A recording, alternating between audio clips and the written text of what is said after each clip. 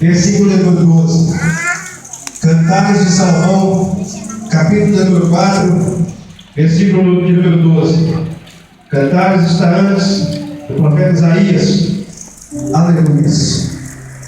Deus é fiel, e Ele se faz presente nesta noite no meio de nós. Glória a Jesus. Quantos se acharam, digam amém. Cantares 4, versículo 12 diz assim: jardim fechado és tu, irmã minha, esposa minha, manancial fechado, fonte selada. Eu ainda quero ler um outro versículo neste mesmo livro, no capítulo 8, o último versículo, o versículo 14, que diz assim: vem depressa, amado meu, e faze-te semelhante ao grano ou ao filho dos corços, sobre os montes dos aromas. Somente esses versículos para a nossa meditação. Esta noite eu quero pregar sobre um ditado tema: o rei está voltando. Alguém vai dizer que eu estou fora do tema nessa noite, mas eu não estou. Eu posso estar fora de uma liturgia nossa, mas eu estou dentro daquilo que Deus me chamou para fazer aqui. E eu tenho certeza que Deus irá falar no seu coração de uma forma muito íntima. Quando nós olhamos para o livro de Cantares de Salomão, eu, particularmente, a primeira vez que tive contato com esse livro, quando eu era ainda um novo convertido, eu não compreendi e eu não entendia a mensagem e o significado que esse livro estava transmitindo ou queria transmitir. Eu lembro que quando nós convertemos, melhor dizer assim, nós queremos viver muitas vezes um excesso de santidade, uma santidade ao extremo. Pelo menos foi assim comigo. Tudo era pecado, tudo era capeta, tudo era demônio. Então eu vivia nesse contexto. Então eu comecei a me transformar em um crítico onde eu via muitas coisas erradas. E agora, começando a ser um leitor da Bíblia, eu começo a ler os primeiros livros, o Pentateuco. E eu correndo ali em Moisés, falando de um Deus poderoso, de um Deus que abriu o mar vermelho, de um Deus que estava numa coluna de fogo, de um Deus que fez brotar água da rocha. E eu ficava apaixonado pelas entrelinhas e um Deus que era sido manifesto através das Escrituras. E vou passando pelos livros mais adiante, vou vendo Deus sendo manifestado nos Salmos, no livro dos Provérbios, em Eclesiastes. Mas a minha alma estava cheia de Deus quando eu li essa palavra. Mas de repente, quando eu me deparo com o livro de Cantares, parece que eu fico frustrado, irmão Marcos, porque eu vejo algo diferente. Eu vinha de uns textos falando sobre Deus, mas agora nós vemos Salomão falando de um amor de si próprio. Nós vemos Salomão enaltecendo a beleza de uma mulher. Nós vemos Salomão falando do quadril de uma mulher. Nós vemos Salomão falando da beleza física de uma mulher. E nós vemos também esta mulher dizendo para Salomão: apressa-te, amado meu, me leva para o seu quarto. Eu comecei a olhar para este livro e confesso que eu pensei assim: o que é que Salomão está arrumando? O que Salomão está tentando transmitir através dessa palavra? Porque eu pensei assim: esse livro não tem anexo nenhum, esse livro não tem significado nenhum para estar constituído na Bíblia Sagrada. O que esse livro tem de tão especial para ele fazer parte da Bíblia? E eu quero dizer que a primeira coisa que faz desse livro um livro importante é isto: é o fato dele participar da Bíblia Sagrada. É o fato dele estar incluído nesse livro chamado Bíblia. Eu quero fazer uma pequena introdução na formação deste livro. Este livro não foi feito de qualquer maneira. Não é alguém que chegou, escreveu a Bíblia e falou assim: olha, está aqui a Bíblia, a partir de hoje vai ser um manual de regra de fé e prática. Não foi assim. Para você ter ideia, essa Bíblia, para ser completa, para estar formada em seu todo, ela demorou um período de 1.600 anos, 16 séculos. De Gênesis a Apocalipse, deu-se um total de 1.600 anos para que a Bíblia fosse formada. E ela não foi escrita por um só autor. Cerca de 40 pessoas tiveram participações nesse livro. Então, cada livro, cada profeta, cada autor escrevera em épocas diferentes. Eu quero lhe contar algo muito bonito sobre a Bíblia Sagrada. Porque no período de 1.600 anos, observe bem, que um autor escrevia em um século, e depois de muitos outros séculos, outro autor escrevia. Talvez em regiões diferentes, talvez tempos bem distantes, mas você viu uma harmonia entre os livros. Isso nos faz entender que ela era ditada por um único ser, o nosso Deus. É por isso que nós cremos que esta palavra é a inspiração de Deus. Aleluia. Esse livro nas suas mãos não é um livro qualquer. Talvez ele fechado na sua casa, ele pode ter sido um simples livro, mas quando você abre ele, é Deus falando no seu coração. Aleluia, glória a Essa é Deus. a inspiração de Deus. Aleluia. Essa é a escritura, escrita por homens, talvez inferiores, homens pequenos, homens humildes, mas que foram brilhados e inspirados por Deus. E é interessante dizer que na formação da Bíblia, para que cada livro fosse constituído um livro sagrado, cada autor escrevia em seu tempo e ele guardava os seus livros, que eram em forma de rolo, mas ele nem tinha ideia que futuramente esses rolos se transformariam nessa Bíblia Sagrada. Então eles guardavam esses escritos. E é interessante dizer que para que cada livro fosse entronizado na Bíblia Sagrada, ele passaria por um processo de canonização. Canonização vem da palavra cano, que do grego quer dizer régua de medir, e no sentido espiritual quer dizer regras. Então cada livro passou por uma forma minuciosa para que ele fosse constituído parte da Bíblia. Não era alguém chegar e escrever um livro e dizer, coloca aí o meu livro na Bíblia Sagrada. Não é assim. Passava por esse processo, por esse crivo, por essa observação. Mas o que faz então Cantares estar incluído na Bíblia Sagrada, visto que muitos outros livros não conseguiram a oportunidade de estar na Bíblia Sagrada? Nós bem sabemos que a Bíblia Católica ela tem 7 livros a mais do que o nosso. São livros considerados apócrifos. São livros que não são divinamente inspirados por Deus. São livros que têm contexto histórico verídico, mas foram escritos no período interbíblico, na era do silêncio, de Malaquias a Mateus, onde Deus não falava de forma profética com o homem. Então esses livros não encontraram a oportunidade para estar na Bíblia. Livros como Macabeus, Eclesiastes, Judite, Baruch. Mas os que estão aqui, de fato, eles são livros inspirados por Deus.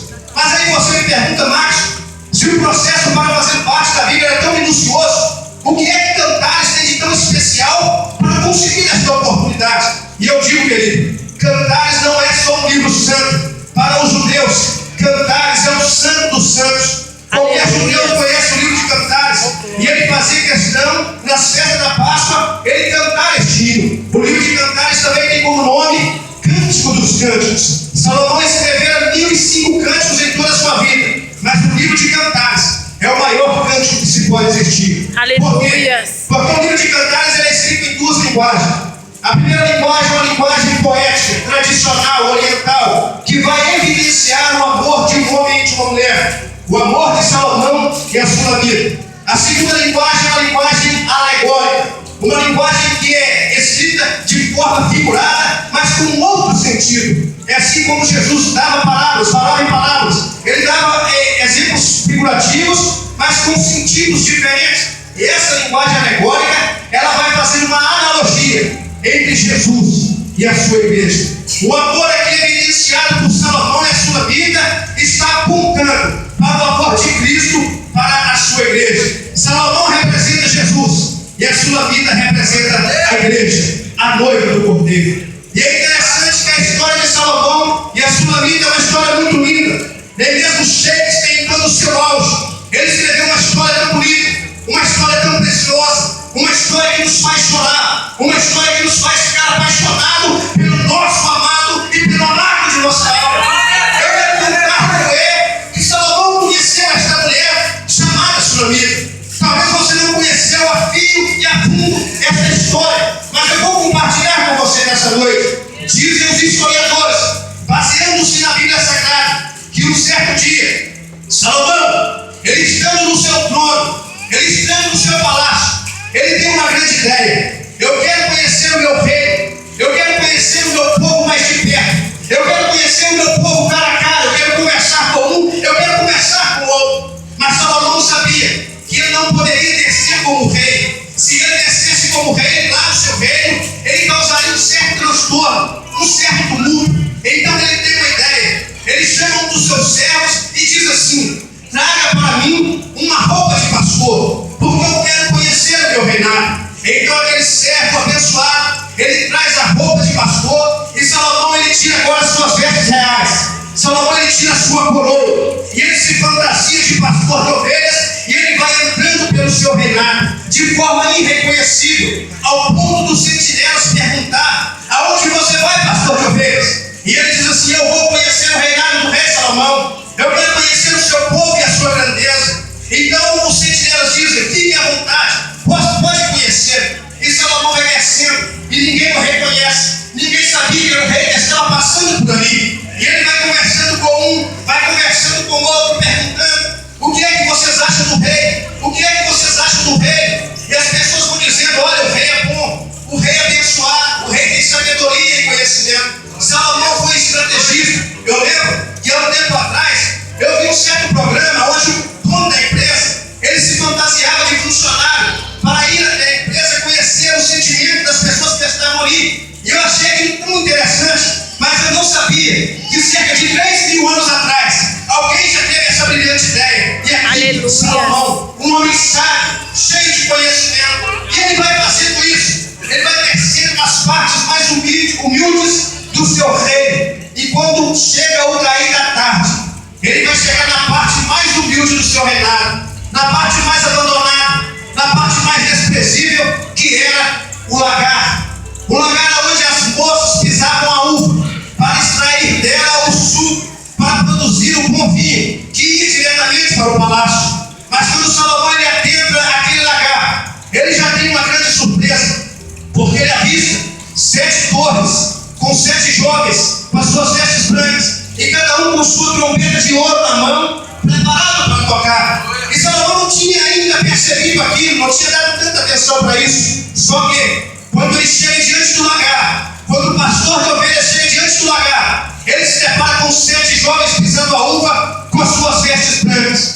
Mas uma daquelas jovens chamou a atenção do jovem pastor, ao ponto de ele perguntar para si mesmo: quem é esta? Formosa como a lua, brilhante como o sol, formidável como o exército com bandeira, quem é esta?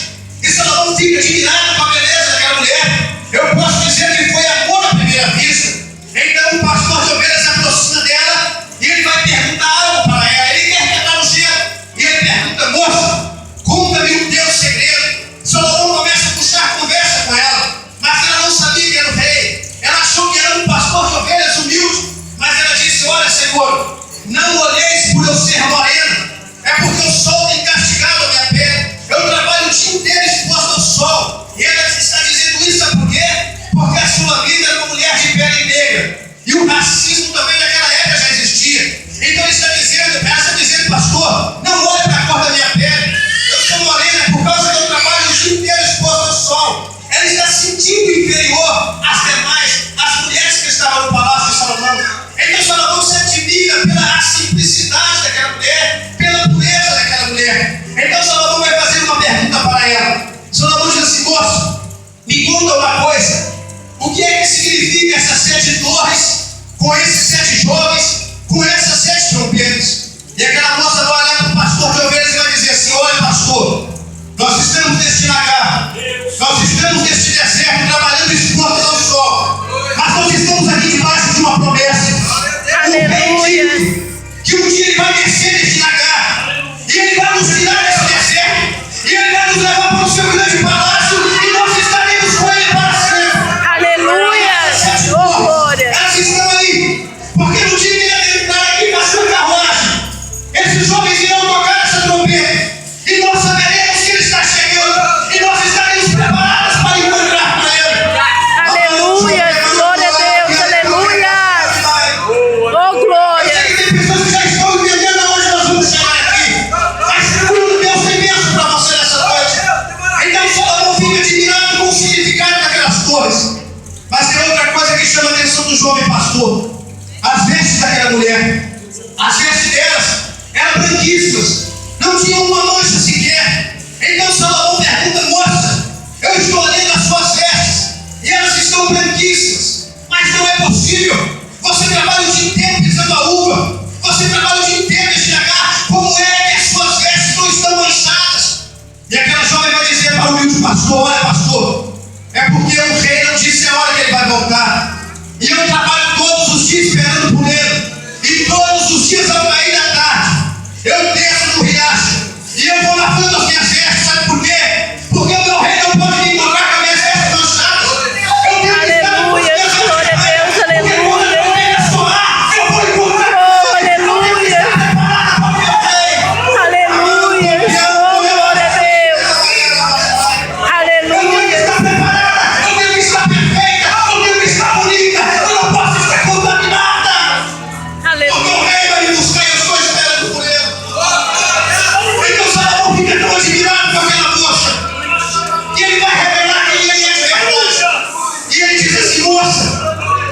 sou o pastor de ovelhas.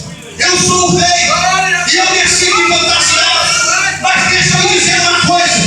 Eu vou lhe fazer uma outra promessa. Eu vou voltar para o meu palácio.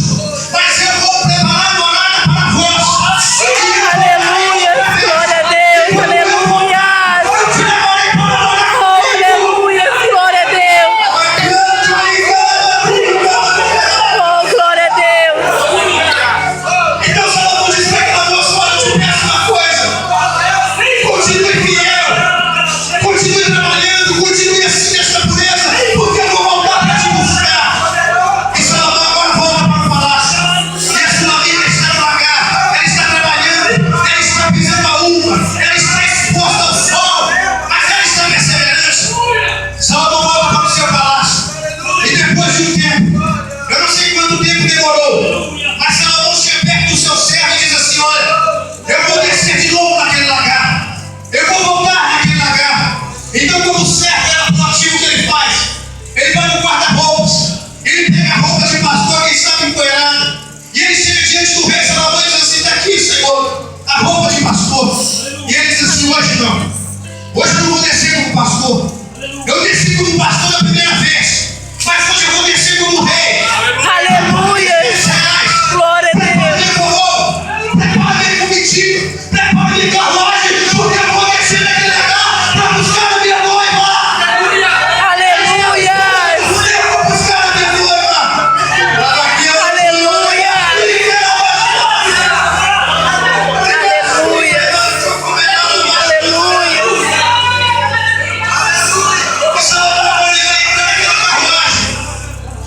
E quando ele entra naquela carruagem, ele vai com toda a sua comitiva.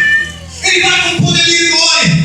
E quando ele vai entrando no lagar, o primeiro jovem que estava na trombeta da primeira torre, ele avista o rei descendo com a sua comitiva. E ele já toca a sua primeira trombeta. O segundo já ouve a trombeta e vai tocando. E assim sequencialmente, quando o sétimo jovem toca a última trombeta, as moças que estão pisando a uva, elas ouvem o som da trombeta, elas param de pisar a uva. A Sunamita olha para suas vestes para ver se há alguma mancha, para ver se ela não está suja. E ela vai dizendo: vem, amado meu, vem, amado meu. Aleluia, glória a Deus, aleluia.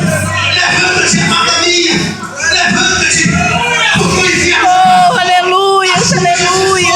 as plantas começam a nascer na terra. O tempo de cantar chegou. O tempo de cantar chegou. Aleluia, glória a Deus.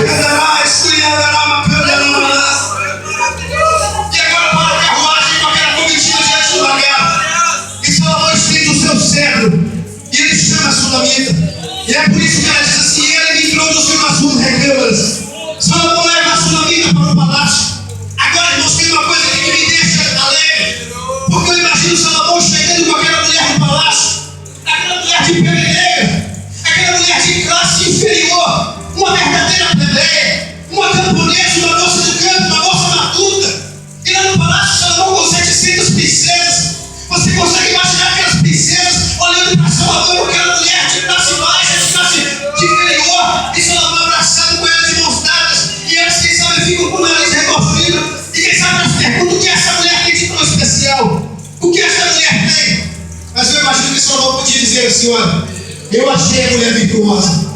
Eu achei a mulher que o valor dela excede mais do que qualquer história. Ele achou uma mulher pura. E para ficar mais bonita a história, quando Salomão assume o laço matrimonial com aquela mulher, e ele vai deitar com ela pela primeira vez, ele percebe que ela é pura, que ela é virgem, que ela não tinha deitado com ninguém ainda. E o que ele faz? Ele escreve no capítulo 4, versículo 12: jardim fechado és tu, amada minha, fonte selada, mas não céu selado. Ele está falando de particularidade, de pureza. Aquela mulher se manteve fiel, aquela mulher se manteve íntegra ao seu amado. E ele a valorizou e levou para o seu palácio. Aleluia. Mas o que é que essa história tem de tão especial? É porque eu disse ela aponta para Cristo. E observe bem, quando eu lembro de toda essa história, eu lembro, imagino o dia em que Jesus lá no céu, ele olhou para nós como igreja. Estávamos no deserto, estávamos no lagar, estávamos expostos ao sol, estávamos jogados nas partes mais baixas. Mas Jesus lá no céu olhando para nós e nos amou primeiro. E o que ele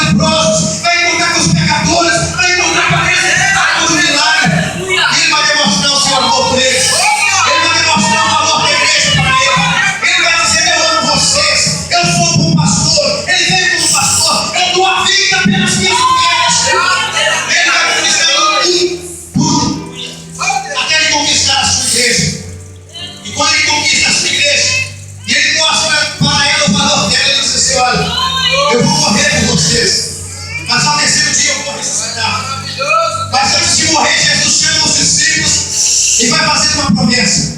A promessa que Salomão fez para a Sulamita. E essa promessa está registrada em João no capítulo 14. Quando Jesus diz assim: olha, não mudem vossos corações, creia em Deus, mas crede também. Lá na casa do meu pai tem muitas moradas. E se não fosse assim, eu não vos teria dito: eis que eu irei e vos prepararei lugar. Mas eu voltarei outra vez e vos levarei para mim, para que onde eu Aleluia, esteja, glória a Deus, aleluia. mas tudo que Jesus pede da igreja é que ela continue fiel. Tudo que Jesus pede da igreja é que ela continue fiel a Ele, que ela continue perseverante e trabalhando, que ela continue mantendo a sua integridade e que ela sinta a saudade dele. Porque a Sulamita dizia: vem depressa, amado meu, no capítulo 8, versículo 14. Mas o que me entristece é que muitas vezes nós não estamos mais ansiosos pelo amado da nossa alma. Nós estamos gostando demais dessa terra, irmãos, demais. E estamos esquecendo do nosso noivo. Não estamos mantendo o nosso comprometimento com Ele, a nossa fidelidade. Mas nós temos que entender que somos um jardim fechado, somos fonte selada, somos propriedade exclusiva dele. Aleluia. Ele te comprou com sangue, Ele te comprou com sangue derramado na cruz. E eu pergunto nessa noite: como é que estão as suas vestes? A Sulamita preocupava se as suas vestes estavam sujas. Será que nós estamos preocupando se as nossas vestes estão manchadas? Mas se suas vestes estão manchadas, essa noite não está perdida. Desça no riacho, lava suas vestes no sangue do Cordeiro nessa noite, porque a trombeta pode soar a qualquer momento. A trombeta vai soar a qualquer hora. Os anjos estão preparados. É como o presbítero Alexandre disse: pode ser o nosso último culto, e quem sabe pode ser agora. Quem sabe a trombeta pode soar, e de que forma que você está? Você está preparado para encontrar com o seu noivo. Temos que nos privar, temos que mantermos como um jardim fechado para Ele, porque Ele vai nos buscar. Ele fez essa promessa. E observe a vida do nosso irmão Vanderlei. É alguém que eu tenho uma admiração muito grande. A Bíblia diz: dai honra a quem tem honra. Nessa noite eu quero fazer isso. Muitas das vezes conversamos ali na nossa casa e nós olhamos para este homem, um homem que há 9 anos ainda não encontrou a sua amada, mas Deus já preparou para ele. Ele não está procurando, ele sabe que Deus vai dar ele no momento certo. Mas aí alguém pergunta: mas 9 anos, como que ele consegue? Eu sei como é que ele consegue. Se você perguntar para ele, eu sei o que ele vai dizer. Sabe o quê? É a presença de Deus. Aleluia. De qualquer necessidade. Ele é um homem que está procurando uma esposa. Ele não está procurando namorada, está ficando picota para lá e para cá. Ele quer casar e tem compromisso sério e é amor de Deus. Aleluia. Glória a Deus. Eu quero dizer nessa noite, Vanderlei, Deus vai fazer coisas grandes na sua vida. E hoje pode estar sendo difícil, mas amanhã todos vão ver o seu triunfo. Porque o teu Deus tem admirado a sua fidelidade. Continue sim perseverante, continue fiel, porque Deus tem obrigado essa terra na sua vida. Nós temos que manter para Ele, nos guardar para Ele. E Ele está voltando. Ele em breve vem. Eu convidei também Deus que vai estar agora no nosso caminho. E eu quero dizer uma coisa: nós estamos debaixo dessa promessa. A única coisa que volta para acontecer, baseando-se na história de Salomão, como ele voltou para buscar a Sulamita, é Jesus voltar para buscar a sua igreja. E Ele já está preparando para voltar. E nós iremos encontrar com Ele. Eu não vejo a hora para a direção da trombeta soar. E eu ir embora com Ele nessa terra. Porque a Bíblia diz que lá não haverá mais choro, não haverá mais sofrimento. Todas essas coisas serão passadas. E nós estaremos com Ele para sempre. Você é noiva do Cordeiro. Aleluia. Você é um manancial selado. Talvez você ainda não casou, jovem, mas você tem um compromisso com Ele. Você tem uma aliança com Ele. Continue honrando esse compromisso. Que Ele vai te honrar você na face dessa terra. Eu estou preparado para encontrar com Ele. Eu estou vivendo para encontrar com Ele, querido. Eu não quero me apegar às coisas dessa terra. Eu não quero priorizar as coisas dessa terha. Mas eu estou esperando o meu amado. Você está esperando o seu amado nessa noite. Aleluia. Posso adorar por Ele. Se pegue em nome de Jesus. Aleluia. Ele está voltando. Ele está voltando. O arrebatamento é exato. Ele diz: vai acontecer. Vai acontecer. Receba hoje o renovo de Deus sobre a tua vida. Receba de novo a presença de Deus sobre a tua vida. E reconheça que você é uma fonte selada. Que você é um manancial. Você é um jardim fechado. Receba a presença de Deus na tua vida. Receba